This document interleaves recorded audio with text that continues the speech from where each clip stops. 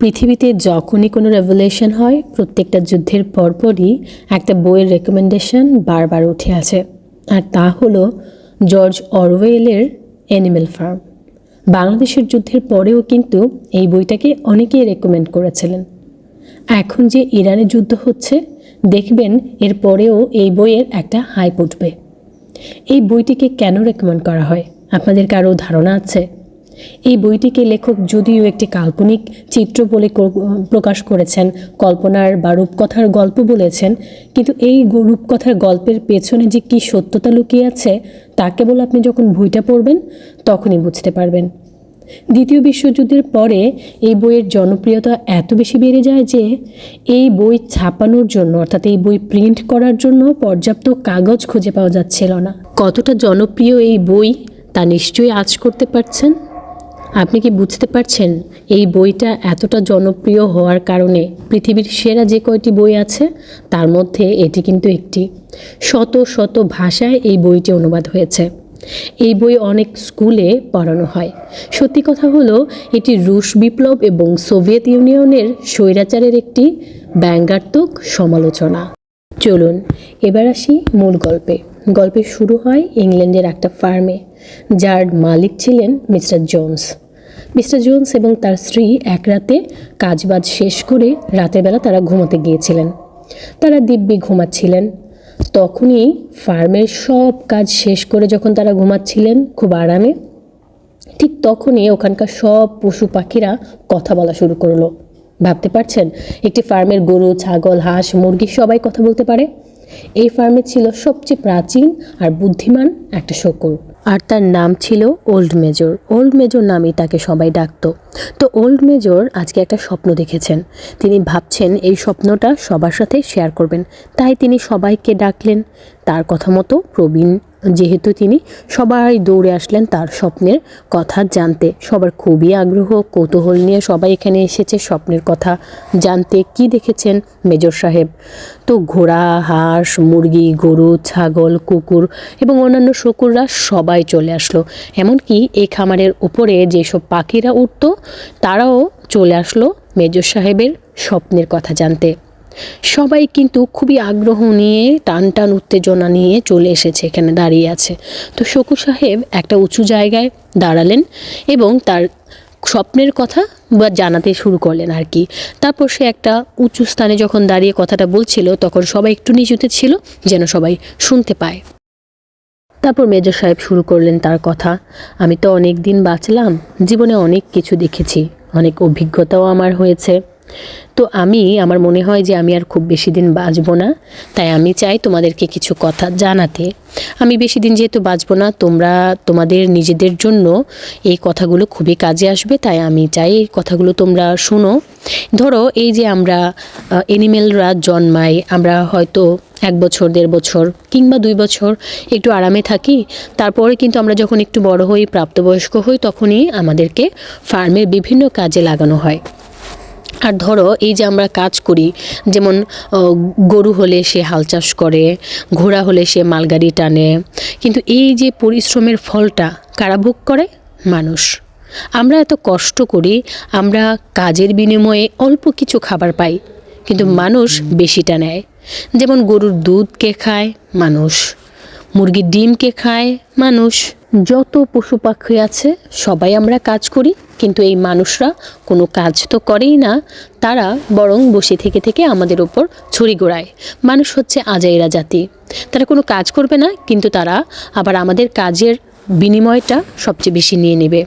এবার ভাবো তো, যদি মানুষ না থাকতো, আমাদের এত কষ্ট করা লাগতো না, এত কাজ করা লাগতো না। আমরা যত অ্যানিমেলরা আছি পৃথিবীতে সবাই আমরা ঘাস খেয়ে বা লতা পাতা খেয়ে সব কিছু খেয়ে পৃথিবীতে সুন্দরভাবে জীবনযাপন করতে পারতাম, শুধুমাত্র এই মানুষ প্রাণীটা যদি না থাকতো। এবার আসি মধ্য কথায়। আমি কেন তোমাদেরকে এসব কথা বলছি কারণ আমি হয়তো বেশি দিন বাঁচব না, কিন্তু আমি চাই তোমরা ভালোভাবে বাঁচো, মানুষের দাসত্ব থেকে দূরে থেকে নিজেদের মতো বাঁচো। আর এখন সময় এসেছে প্রতিবাদ করার। আমাদের শত্রু মানুষকে বিদায় করতে হবে, আর তার জন্য আমাদের করতে হবে একটা যুদ্ধ। এই যুদ্ধে তোমরা কি রাজি আছো? সবাই চিৎকার করে সম্মতি জানাতে থাকলো, হ্যাঁ মেজর সাহেব রাজি আছি আমরা। তাই তো সবাই ভাবতে লাগলো, আমরা কষ্ট করি, মানুষরা কেন এর ফল ভোগ করবে। সবার মনে ঢুকিয়ে দিল উত্তেজনার আগুন। এত চিৎকার চেঁচামেচি যখন হচ্ছিল তখন জোন্স সাহেব হঠাৎ করে ঘুমটা ভেঙে গেল। জোন্স সাহেব ঘুম ভেঙে নিচে যখন আসছিলেন বন্দুক নিয়ে, তখন তা দেখে সবাই ছত্রভঙ্গ হয়ে গেল। সভাটা প্রথম দিনের মতো এখানেই শেষ হলো। এভাবে শেষ হওয়ার পর 2 দিন আরও সভা হয়েছিল, কিন্তু তৃতীয় রাত পরে যে স্বপ্নদ্রষ্টা ছিলেন, যে মেজর সাহেব মারা গেলেন এবং তার দেখানো স্বপ্ন কিন্তু মারা যায়নি। তার দেখানো সেই স্বপ্নটা এখনও বাস্তব ছিল। তার দেখানো এই স্বপ্নটাকে বাস্তবে রূপ দিতে তার এই কার্যক্রমগুলো চালিয়ে যাচ্ছিলেন 3 জন। Napoleon snowball স্কুইলার। তিনি মারা যাওয়ার পর প্রায় প্রত্যেক রাতেই মিটিং হতে শুরু করলো। প্রায় সপ্তাহে 2-3 বারও মিটিং হয়। তো এই যে তারা যুদ্ধের জন্য প্রস্তুতি নিচ্ছে, তাদের যে এই যুদ্ধের নামবে বলে তারা সম্মত হলো, তারা এটাকে একটা নাম দেয়, সেটার নাম হচ্ছে অ্যানিমালিজম। প্রথম দিকে সব অ্যানিমেলরা একমত হলেও কিছুদিন যাওয়ার পরে দেখা গেল বিভিন্ন রকমের সমস্যার তৈরি হতে শুরু করলো। যেমন একটা ঘোড়া ছিল, ঘোড়াটা বলতে লাগলো যে আমরা যদি স্বাধীন হই তাহলে আমি তো চিনি খেতে পছন্দ করি, আমি কি চিনি খেতে পারবো? তখন বাকি সবাই বললো, না না না, তুই কি বলিস এইগুলা, চিনি খাবি কীভাবে? চিনি তো আমরা অ্যানিমেলরা উৎপাদন করতে পারি না সরাসরি, চিনি মানুষদের সাহায্য ছাড়া, তো চিনি খাওয়া যাবে না। আবার আরেকটা সভায় একটা সুন্দর একটা পাখি আসলো, মেয়ে পাখি। সে পাখিটা এসে বলল যে আচ্ছা, আমরা যদি স্বাধীন হই তাহলে আমি আমার গলায় একটা লকেট পরছি আমার নামের অক্ষরের, তাহলে আমি কি এরকম বিভিন্ন অক্ষরের লকেট পরতে পারবো? তো বাকিরা সবাই ওকে নিয়ে ঠাট্টা করতে থাকলো যে দূর যা, তুই এখন পরাধীন, তুই জানিস না যে এই সরাসরি যে লকেটটা বানানো হয় এটা তো আমরা কোনো অ্যানিমেলরাই বানাতে পারবো না মানুষের সাহায্য ছাড়া। তুই এই লকেট পরার আনন্দের থেকেও অনেক বেশি আনন্দিত হবি যদি তুই স্বাধীন হোস। বিদ্রোহের আগুন এভাবে ধীরে ধীরে সবার মাঝে তীব্র থেকে তীব্রতর হতে শুরু করলো। তো একদিন জোন্স সাহেব কিছুটা অলস প্রকৃতির, তো সে মদ খেয়ে চলে আসে বাসায় এবং এসে সে ঘুমিয়ে পড়ে। সে পশুদের রাতের খাবার দিতে ভুলে গিয়েছিল, তো খাবার না দিয়ে সে ঘুমিয়ে পড়েছিল।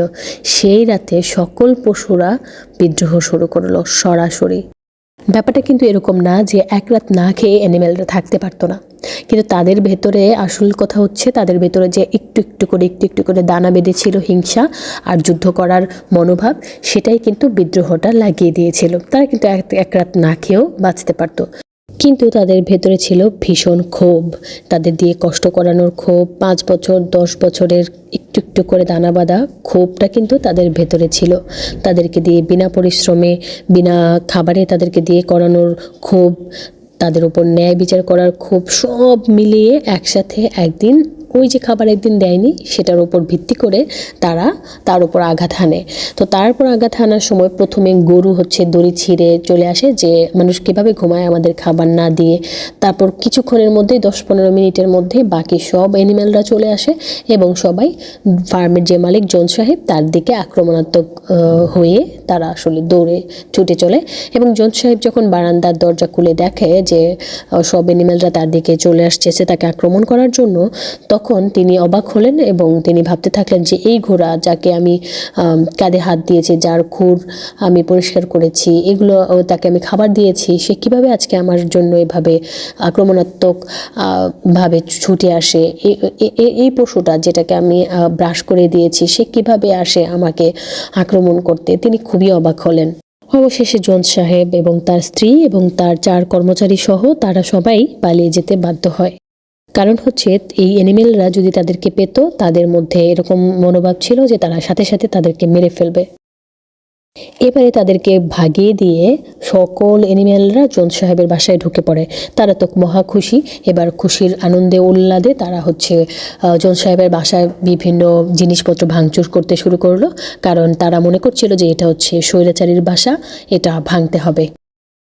ঘোড়াকে মারার জন্য যে চাবুক ব্যবহার করা হতো সেটা নিয়ে আসা হয়, তারপর শকুরকে জবাই করার জন্য যে ছুরি ব্যবহার করা হতো সেটা নিয়ে আসা হয়, ঘোড়ার যে খুর ছিল সেটাকে নিয়ে আসা হয়। এই সব কিছু অর্থাৎ সকল পশুদেরকে যেটা দিয়ে ব্যবহার করে তারা আসলে কথা শোনাতো মানুষরা, সেই জিনিসটাকে নিয়ে এসে তারা একসাথে করে আগুন জ্বালিয়ে দেয়।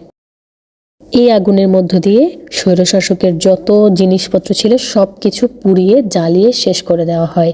তো এরকম করতে করতে টায়ার্ড হয়ে যায় সবাই। তো ফার্মের বিভিন্ন জায়গায় গিয়ে তারা আসলে ঘুমিয়ে যায় ওই রাতে।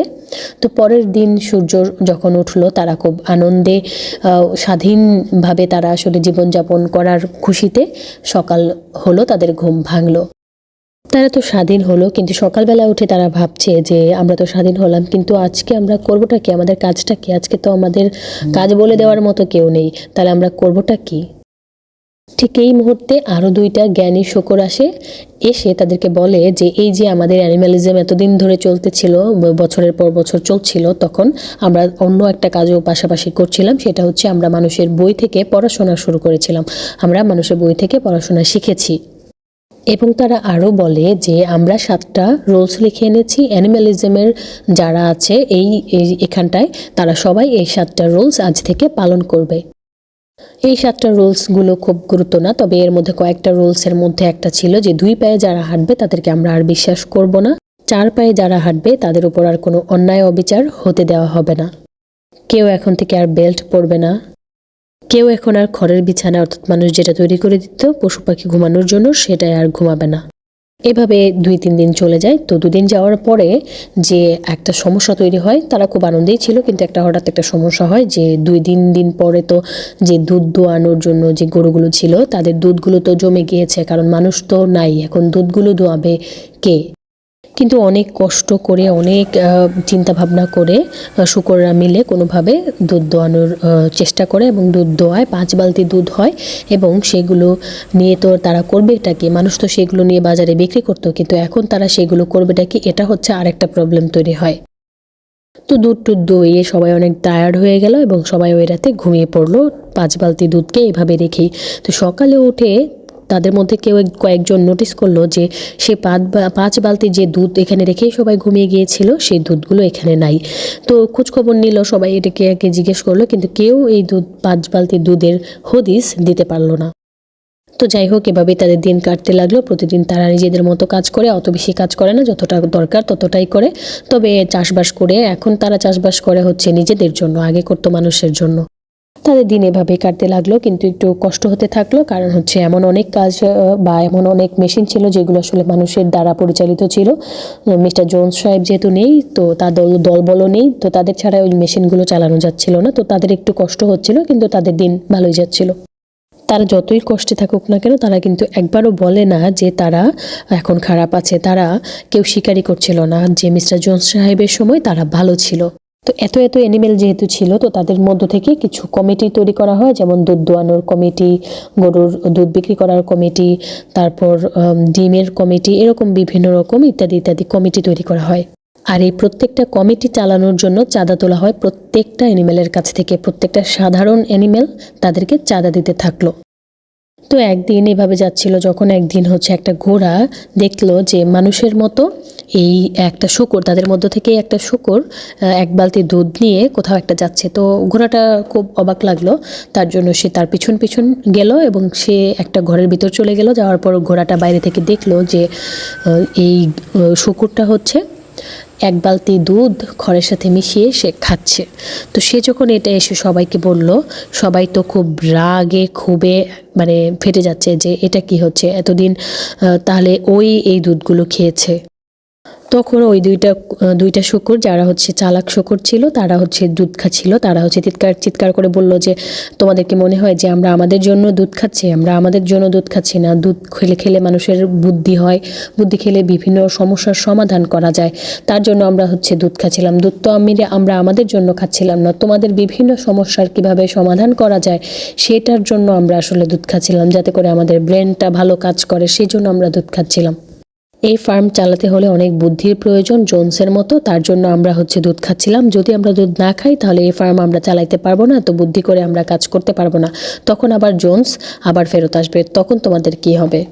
তোমরা কি চাও মিস্টার জোন্স আবার ফিরে আসুক? তোমরা কি আবার পরাধীন হতে চাও? তখন সবাই চিল্লায়, যেটা বলার ছিল যে না, আমরা আর জোন্সকে চাই না, সেটা তো আমরা চাই না। তো শূকররা তখন বলল যে তাহলে আমাদেরকে দুধ খেতে হবে, আমাদেরকে প্রতিদিন দুধ খেতে হবে। আমরা তো দুধ খেতে চাই না, কিন্তু আমাদেরকে দুধ খেতে হয় তোমাদের জন্য। যাই হোক, আশপাশে অর্থাৎ এই ফার্মের আশেপাশে তো অন্যান্য ফার্ম ছিল, তো হাঁস মুরগি পশু পাখি সবাই খবর ছড়াতে শুরু করলো যে এই ফার্মটা স্বাধীন হয়েছে, মিস্টার জোন্সকে তাড়িয়ে দেওয়া হয়েছে। বিভিন্নভাবে আবল তাবল কথা ছড়াতে থাকে আর কি। তো এই ফার্মগুলোর যে আশেপাশের ফার্মগুলোর যে মালিকরা ছিল তারা সবাই মিলে একসাথে আলোচনা করলো এবং আলোচনা করে তারা একটা পরিকল্পনা করলো যে এই পশু পাখিগুলোকে একটু ভয় দেখাতে হবে, না হলে আমাদেরও ঠিক ওই অবস্থাই হবে। ফার্মের মালিকরা চিন্তা করলো যে আমরা যদি আমাদের অ্যানিমেলগুলোর সামনে বিভিন্ন রকমের কথাবার্তা বলি, তারা যেটা শুনে ভয় পাবে, তাহলে তারা আর আন্দোলন করার যে প্রবণতা তাদের মধ্যে আর তৈরি হবে না। তারা কী করলো, তারা অ্যানিমেলদের সামনে গিয়ে নিজেদের মধ্যে নিজেরা কথা বলতে শুরু করলো যে ওই যে আমাদের পাশে একটা ফার্ম আছে, সেখানে আন্দোলন হয়েছে, তারা স্বাধীন হয়েছে, কিন্তু ওরা ভালো নাই, ওই পশুরা নিজেরা আবার নিজেদের মাংস খাচ্ছে, ওখানে রেপ হচ্ছে, ওখানে বিভিন্ন দুর্নীতি হচ্ছে, ওখানে অধিকার দেওয়া হচ্ছে না, বিভিন্ন রকমের জিনিস তারা ছড়াতে থাকে আর কি তাদের অ্যানিমেলদের সামনে। তো তাদের অ্যানিমেলরা শান্ত হয়ে যায়, আর এর ফলে হলোটা কি, তাদের নিজেদের ফার্মের অ্যানিমেলসদের মধ্যে কোনো রকম দাঙ্গা ফ্যাসাদ তৈরি হলো না। একদিন মিস্টার জোন্স তার ওই যে কিছু মানুষকে, তার যে কর্মীরা ছিল তাদেরকে নিয়ে সে ভাবলো যে আজকে এখানে ফার্মে অ্যাটাক করবে। তো যে কথা সেই কাজ, তিনি বন্দুক টন্দুক নিয়ে এসে এখানে অ্যাটাক করলেন। এবং ওই যে 2 শকুর ছিল তারা মিস্টার জোন্সের কিছু বই পড়েছিল, তো বই থেকে তারা যুদ্ধের বিষয় আসলে জেনেছে। তো তারা আগে থেকে অনুমান করতে পেরেছিল যে মিস্টার জোন্স যদি কখনো আসেন তাহলে তারা কিভাবে প্রতিহত করবে, তার জন্য তারা আগে থেকেই প্রস্তুত ছিল। তো এদিকে মোটে 5 জন মানুষ, আর ওদিকে এত হাজার হাজার অ্যানিমেল। সেই দাঙ্গার যুদ্ধে আসলে মানুষজনের কিছুই করতে পারলো না। মিস্টার জোন্স আবারও এইখানে পরাজিত হলেন এবং তাদেরকে ভাগিয়ে দেওয়া হলো। আবার তারা পরাজিত হয়ে এখান থেকে পালিয়ে যেতে বাধ্য হলেন। এই যে মিস্টার জোন্সের সাথে একটা যুদ্ধ হয়, তাদের দখলেই কিন্তু ফার্মটা ছিল, কিন্তু আবার একটা যুদ্ধ করে তারা আবার নিজেদের ফার্ম নিজেরাই দখলে নেয়। তো এই যুদ্ধের মধ্যে যেসব অ্যানিমালরা আহত হয়েছিল তাদেরকে সার্টিফিকেট দেওয়া হয়, তাদেরকে শহীদের মর্যাদা দেওয়া হয়, তাদেরকে স্বীকৃতি দেওয়া হয়, তাদেরকে আলাদা সিটিজেন হিসেবে গণনা করা হয়, কারণ তারা মুক্তিযুদ্ধ করেছে। তো এভাবে কিছুদিন যাওয়ার পর জ্ঞানী যে 2 শকুন ছিল তাদের মধ্যেই একটা মতের অমিল তৈরি হতে শুরু করলো। তাদের মধ্যে একজন বলতে থাকলো যে জোন্স সাহেব থাকতে আমাদের এখানে ইলেকট্রিসিটি ছিল, এখন তো আমাদের ইলেকট্রিসিটি নাই, তাতে করে অন্য ফার্মের অ্যানিমেলরা এসে আমাদের উপর অ্যাটাক করতে পারে। কিন্তু আরেকজন বলে, না দূর, আমরা তো অ্যানিমেল, আমাদের আলোর কি দরকার, আমরা রাতেরবেলা ঘুমায় পড়বো, আমাদের আর কোনো আলো দিয়ে কাজ নাই। যে ইলেকট্রিসিটির জন্য অফার করেছিল সে বলল যে আমরা একটা উইন্ডমিল তৈরি করতে পারি, তাতে করে আমাদের ইলেকট্রিসিটির প্রবলেমটা দূর হবে। তো উইন্ডমিল তৈরি করার জন্য কি করতে হবে, আমাদের এটা করতে হবে। তো কাজ শুরু হলো, এই উইন্ডমিল তৈরি করার কাজ শুরু হলো জোন্সের বই থেকে, অর্থাৎ জোন্স সাহেবের বিভিন্ন বই থেকে। লাইব্রেরি ছিল, লাইব্রেরির বই থেকে তারা উইন্ডমিল কীভাবে বানাতে হয় সেটা পড়ে নিল, পড়ে সেটা সেভাবে তৈরি করলো। কিন্তু এবার 2 জন শুকুরের মধ্যে একজন শুকুর আবার বলে, এখন তো মানুষ নাই, তাহলে আমরা কেন এত কাজ করব, আমরা 7 দিনই কেন কাজ করব, আমরা 6 দিন কাজ করব, আমরা 1 দিন কাজ করব না।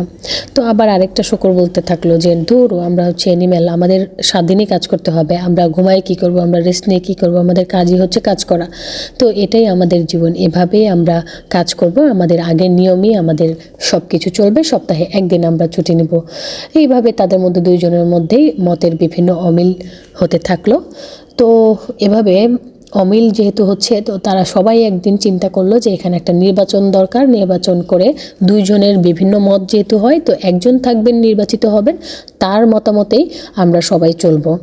তো যে কথা সে কাজ, তো নির্বাচনের ভীষণ আমেজ শুরু হয়ে গেল, চারদিকে সাজ রব অবস্থা, ভোটের আয়োজন চলছে, তো ভোটের প্রস্তুতি চলছে। তো ভোটের আগের দিন 2 জন শকুরি তাদের ফাইনাল ভাষণ দিলেন। তো তাদের জন্য সবাই অনেক বেশি খুশি হলেন। তো তাদের ভাষণটা এরকম ছিল যে নির্বাচিত হলে কে আসলে কি করবে সবার জন্য, সেই সব বিষয়াদি এর মধ্যে অন্তর্ভুক্ত ছিল। তো তাদের মধ্যে একজন শকুরের ছিল 4টা কুকুর তার পক্ষের ছিল। তো সে কি করলো, সে যখন বুঝলো যে না, আমার দিকে মনে হয় হবে না, আমার বক্তব্য শুনে ফাইনাল বক্তৃতা দেওয়ার পর একটা শকুরের বক্তৃতা শুনে সবাই অনেক বেশি খুশি হলো, আরেকজনেরটা শুনে অত বেশি সম্মতি হয়নি। তো যার সম্মতি হয়নি সে কি করলো, সে ভাবলো যে আমার যে কুকুরগুলো আছে সেগুলোকে লেলিয়ে দিই।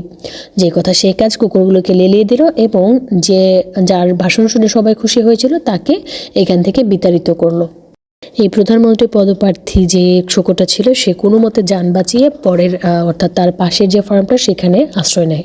নির্বাচনে যে ক্যান্ডিডেট ছিল একজন তো পালিয়ে গেছে, সো আরেকজন যে ছিল সে অটোমেটিক নির্বাচিত হয়ে গেল, তো সে প্রধানমন্ত্রী হয়ে গেল। তো সে প্রধানমন্ত্রী হওয়ার পরে সে ভাবলো এই যে 4টা কুকুর দিয়ে সে সবার সামনে ওই প্রধানমন্ত্রী প্রার্থীকে এখান থেকে সরিয়ে দিল, এটা কিন্তু কাজটা ভালো হলো না।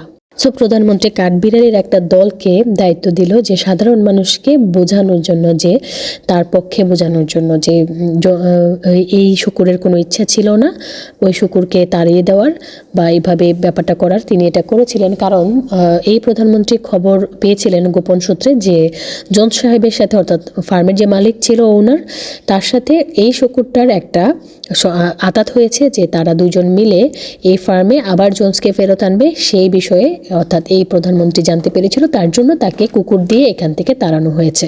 তো সাধারণ জনগণকে বোঝানো হলো 7-5 দিয়ে যে তোমরা তো সাধারণ মানুষ, তোমরা এসব বুঝবা না, আমাদের প্রধানমন্ত্রী শিক্ষিত মানুষ, উনি এসব বুঝবেন, তোমরা তো এসব বুঝবা না, উনি এসব করতে চায় না, কিন্তু তোমাদের ভালোর জন্য এসব করতে হয় ওনাকে। কাঠবিড়ালিদের এসব কথা অনেকে বিশ্বাস করে, অনেকে বিশ্বাস করে না। তো যারা বিশ্বাস করে না, দেখা যায় রাতের বেলা ঘুমিয়েছে, তারা পরের দিন আর তাদের খোঁজ পাওয়া যায় না। তারা আস্তে আস্তে করে এভাবে অমত প্রকাশকারী পশুদের সংখ্যা কমতে থাকে ধীরে ধীরে। এরই মধ্যে কিছু অ্যানিমেলরা প্রধানমন্ত্রীকে খুশি করার জন্য তার বড় বড় মূর্তি তৈরি করে বিভিন্ন জায়গায়, ফার্মের বিভিন্ন জায়গায় এগুলোকে স্থাপন করে। তো প্রধানমন্ত্রী তো মহা খুশি যে আমার সাঙ্গপাঙ্গ তাহলে আমার ভালো মতনই প্রচারণা করেছে এবং আমার সব কিছু ধামা চাপা দিচ্ছে ঠিকঠাক মতোই, খুব খুশি, মহা খুশি। তো তারা যেসব সাঙ্গপাঙ্গ ছিল তারা হচ্ছে আপেল, ভালো ভালো খাবার, দুধ এগুলো খেতে থাকলো, মানে তারাও পেতে থাকলো আর কি, সাধারণ মানুষ কিন্তু পাচ্ছিল না। একদিন সেখান থেকে কিছু অ্যানিমেল এটা প্রশ্ন করলো যে আচ্ছা আমাদের সংবিধানে তো ছিল, যেই 7টা রুলস ছিল সেখানে তো ছিল মানুষের দিয়ে বিছানায় আমরা ঘুমাবো না, কিন্তু আমাদের প্রধানমন্ত্রী তো জোন্সের বিছানায় ঘুমায়, তাহলে এটা কেমন হলো, এটা কি সমান হলো? তখন কাঠবিড়ালির ওই দলকে যে দেওয়া হয়েছিল যে এই ধামাচাপা দেওয়ার জন্য, যত প্রোপাগান্ডা ছড়াবে সেগুলো ধামাচাপা দেওয়ার জন্য কাঠবিড়ালির দল, তারা এটা বলল যে কাঠবিড়ালি এটা বোঝাতে শুরু করলো আর কি সাধারণ জনগণকে যে প্রধানমন্ত্রী এখানে ঘুমাতে একদমই পছন্দ করেন না, তার একদমই ইচ্ছা হয় না, কিন্তু তিনি এখানে ঘুমায় শুধুমাত্র তোমাদের জন্য, কারণ এখানে ঘুমালে মেরুদণ্ড সোজা থাকে, এই জন্য তোমাদের শক্তির প্রয়োজন হয়। যখন আবার যদি জোন্স কখনো ফিরে আসে তখন যুদ্ধ করতে হবে, যুদ্ধ করার জন্য প্রধানমন্ত্রীকে যদি শক্তিশালী হতে হবে তার জন্য হচ্ছে তাকে এখানে ঘুমাতে হয়। ওনার নিজের ওইখানে বিছানায় ঘুমাতে একদমই ভালো লাগে না, কিন্তু জাস্ট তোমাদের জন্য আসলে উনি এখানে ঘুমায়। তোমরা আবার প্রশ্ন করছো এটা কেমন কথা? একবার অনেক শীত হলো, তো শীতে তুষারপাতের কারণে অনেক অ্যানিমেল না খেয়ে মারা যায়, খাবারের সংকট দেখা দেয়, অসুস্থ হয়, বিভিন্ন কারণে অনেকে মারা যায়। এরকম অবস্থায় তাদের কয়েকজন একসাথে প্রধানমন্ত্রীর সাথে দেখা করতে যাবে। তো প্রধানমন্ত্রীর দরজার বাইরে ছিল সেই যে কুকুর ছিল, সেই কুকুরগুলো পাহারা দিচ্ছিল, তারা কেউই প্রধানমন্ত্রীর সাথে দেখা করতে দিত না কাউকেই। আর সাধারণ মানুষকে বলা হয় প্রধানমন্ত্রী এখন পড়াশোনা করছে, তিনি এখন কারোর সাথে দেখা করতে পারবে না। এর মধ্যে দেখা গেল যে 2 মাসের জন্য যে তারা শস্য জমিয়ে রেখেছিল সেগুলো হঠাৎ করে দেখা যায় সেগুলো নাই। তখন প্রধানমন্ত্রী এই প্রশ্নের উত্তর দেয় জোন্স নিশ্চয়ই তার দলবল নিয়ে কোনো ফার্মের কোনো দুষ্কৃতিকারীর সাথে জড়িত হয়ে এখান থেকে এই খাবারগুলো নিয়ে গেছে চুরি করে। এখন প্রধানমন্ত্রী ঘোষণা করলো আমি একটা তদন্ত কমিটি গঠন করব, সেই তো কমিটি নির্ধারণ করবে যে এই খাবারগুলো আসলে কোথায় যাচ্ছে, কি হচ্ছে না হচ্ছে, কি করা উচিত, এবং তার তদন্ত কমিটি রিপোর্ট জমা দেয় যে ওই যে একটা শূকর পালিয়ে গিয়েছিল পাশের ফার্মে, সে নাকি জোন্সের সাথে মিলিত হয়ে এখান থেকে খাবার চুরি করেছে। তখন তাদের মধ্য থেকে কিছু অ্যানিমেল এটা চিন্তা করতে থাকলো যে এই যে অ্যানিমেলটা পালিয়ে গিয়েছিল অন্য ফার্মে, সে তো প্রধানমন্ত্রী প্রার্থী শূকর, সে তো একসময় জোন্সের বিরুদ্ধে যুদ্ধ করেছিল। জোন্স যখন তার 4 জন সাঙ্গপাঙ্গ নিয়ে এখানে এসেছিল ফার্ম দখল করতে, তখন কিন্তু এই শূকরটাও যুদ্ধ করেছিল এবং যুদ্ধে জয়ী হওয়ার পরে তাকে স্বীকৃতিস্বরূপ মেডেল প্রদান করা হয়েছিল এবং তাকে সিটিজেনশিপও দেওয়া হয়েছিল, স্পেশাল সিটিজেনশিপও তাকে দেওয়া হয়েছিল। তারপর সে নির্বাচনের সময় ধাওয়া খেয়ে পাশের ফার্মে পালিয়ে গেল। তাহলে আজ কিভাবে সে জোন্সের সাথে মিলিত হয়ে আমাদের শস্য এখান থেকে চুরি করতে পারে? তারা এখন চিন্তা করতে থাকলো যে মানুষটা মুক্তিযোদ্ধা ছিল, যে আগে আমাদের জন্য যুদ্ধ করেছে, সে কিভাবে হঠাৎ করে দেশদ্রোহী হয়ে যায়, সে কিভাবে এখান থেকে চুরি করতে পারে, কিভাবে তাকে দেশদ্রোহী তকমা দেওয়া যায়। এইরকম কথাবার্তা অ্যানিমেলদের মধ্যে যারাই বলে তাদেরকে ভয় দেখিয়ে বিভিন্নভাবে গায়েব করে ফেলা হয়, গুম করে ফেলা হয়, তাদেরকে বিভিন্ন রকমভাবে, অর্থাৎ বিরোধী যারা কথা বলে তাদেরকে এখান থেকে সরিয়ে দেওয়া হয়। তো এই শুকর হচ্ছে সেই মুক্তিযোদ্ধা মেডেল, সেই মুক্তিযোদ্ধার স্বীকৃতি সব কিছু বাতিল বলে ঘোষণা করে। আগে যেই শুকুরটা মাটিতে থাকতো সে এখন জোনসের ফার্মে থাকে, অর্থাৎ জোনসের যে বাসা ছিল সেখানে থাকে। আগে যেইভাবে সে চলাচল করতো সেভাবে এখন আর সে চলাচল করে না। সে এখন প্রধানমন্ত্রী হয়ে গেছে, তাকে এখন শুকর বলে ডাকা যায় না, তাকে মাননীয় প্রধানমন্ত্রী বলতে হয়, মাননীয় লিডার বলতে হয় তাকে। প্রধানমন্ত্রীর কাছে কোনো কথা বলতে গেলেই জনসাধারণের ওপর তার যে পোষা কুকুরগুলো ছিল এবং তার যে সাঙ্গপাঙ্গরা ছিল, তার মূর্তি বানিয়েছিল, তারা তাদের ওপর ধেয়ে আসে এবং প্রধানমন্ত্রীর কাছে কোনো রকম কোনো কথাই পৌঁছানোর সুযোগ থাকে না। শুধু তাই না, ফার্মে যত কবিতা লেখা হয়, গান লেখা হয়, সব কিছু আগে প্রধানমন্ত্রীর কাছে আসে। প্রধানমন্ত্রী যদি পছন্দ হয় তাহলেই সেটা পাবলিশ হয়, আর নয়তো সেটা ছিঁড়ে ফেলে দেওয়া হয়। ছোট ছোট অ্যানিমেলদের জন্য পড়াশোনার ব্যবস্থা করা হয়। কিন্তু এই বইয়ের মধ্যে লেখা থাকে যে কিভাবে এই প্রধানমন্ত্রী যুদ্ধ করে ফার্মটাকে জোনসের কাছ থেকে স্বাধীন করলেন। কিন্তু ফার্মটা যে আসলে সবাই মিলে স্বাধীন করেছে, ওই যে আরেকটা শুকুরও ছিল, তাদের কোনো কথাই এখানে থাকে না। এভাবে বছরের পর বছর মিথ্যে ইতিহাস পড়তে পড়তে মানুষজন আসলে আসল ইতিহাসটা ভুলেই যেতে থাকে। তারা এটাই জানতে থাকে যে এই প্রধানমন্ত্রী অনেক কষ্ট করেছে, এই প্রধানমন্ত্রী অনেক যুদ্ধ করে এই ফার্মটা আমাদের জন্য স্বাধীন করেছে। তো প্রধানমন্ত্রী যখন বুঝতে থাকলেন যে তার প্রতি আসলে কোনো অ্যানিমেলরাই আসলে সন্তুষ্ট না, খাবার নাই, চিকিৎসার কোনো ব্যবস্থা নাই, তখন তিনি আসলে বুঝতে পেরে জাতির উদ্দেশ্যে একটা ভাষণ দিলেন এবং জাতির উদ্দেশ্যে ভাষণে ছিল যে আমি তোমাদের সব সমস্যা দূর করে দিব। আমি একটা সিদ্ধান্ত নিয়েছি, আমি এই সিদ্ধান্ত নিয়েছি যে আমি এখন থেকে আর প্রধানমন্ত্রী থাকবো না, আমি এখন থেকে আর প্রধানমন্ত্রী থাকবো না, আমি এখন থেকে রাষ্ট্রপতি হব। তো আমাদের এটা এখন থেকে আর ফার্ম থাকবে না, এটা একটা কান্ট্রিতে পরিণত হবে। তখন সাধারণ জনগণের মধ্য থেকে বিভিন্ন রকমের প্রশ্ন আসতে শুরু করে। তো প্রশ্ন আসার মধ্যে একটা প্রশ্ন ছিল যে প্রধানমন্ত্রী আপনি রাষ্ট্রপতি হন আর আমাদের ফার্ম দেশ হোক, যাই হোক নাই হোক, কিন্তু সেটা আমাদের ব্যাপার না। আমাদের ব্যাপার হচ্ছে আমরা তো খেতে পারছি না, খাবারের সংকট, আমাদের চিকিৎসা নাই, আমরা অসুস্থ হলে মারা যাচ্ছি, এগুলোর কি হবে? তখন প্রধানমন্ত্রী রেগে টেগে বলল, তুমি কি ভুলে গেছো তুমি কোথা থেকে আসছো? তুমি কোথা থেকে আসছো? এখন তুমি কই ছিলাই সব তুমি ভুলে গেছো? পরাধীন ফার্মের একটা মানুষের অধীনে একটা পশু ছিলা, তুমি কতটা অধ্যস্তন ছিলা সেটা তুমি ভুলে গেছো? তোমাদের ভাই এখন স্বাধীনভাবে তোমাদের ফার্মটা চালাচ্ছে, তোমাদের মধ্য থেকে একজন পরিচালনা করছে, তোমরা কেন সন্তুষ্ট হচ্ছ না? পুরানো যে 7টা রুলসের একটা সংবিধান ছিল, সেই সংবিধানটা ছিঁড়ে ফেলে দেওয়া হয় এবং সেটাকে বাতিল ঘোষণা করা হয়। তারপর একটা নতুন সংবিধান হলো, এক লাইনের একটা সংবিধান, যেটা এখন থেকে প্রসিদ্ধ হবে, অর্থাৎ এখন থেকে মানতে হবে সবাইকে। সেটা কি ছিল? All animals are equal but some animals are more equal than others. নতুন এই সংবিধানের পাশের খুশিতে তারা একটা আনন্দর জন্য একটা পার্টি করলো। তো পার্টিতে তো প্রধানমন্ত্রীর কাছে তো আর সাধারণ অ্যানিমেলরা যেতে পারে না। সাধারণ অ্যানিমেলদের কাছ থেকে একটা দূরে থেকে একটা অ্যানিমেল দেখতে পেল যে প্রধানমন্ত্রী 2 পায়ে মানুষের মতো হেঁটে গিয়ে মানুষের মতো চেয়ারটাতে বসে গিয়ে মদ খাওয়া শুরু করলো। অথচ এখানে যখন মিস্টার জোন্স ছিল তখন ঠিক এভাবেই মিস্টার জোন্স মদ খেতেন।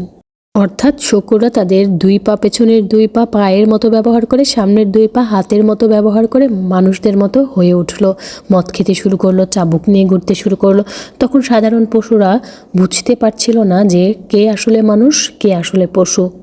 শোষিতরা যখন ক্ষমতায় আসে তখন কি করে তারা শোষক হয়ে যায়, জর্জ অরওয়েল তার এই ব্যঙ্গাত্মক বইয়ের মাধ্যমে আমাদেরকে বুঝিয়ে দিয়েছেন।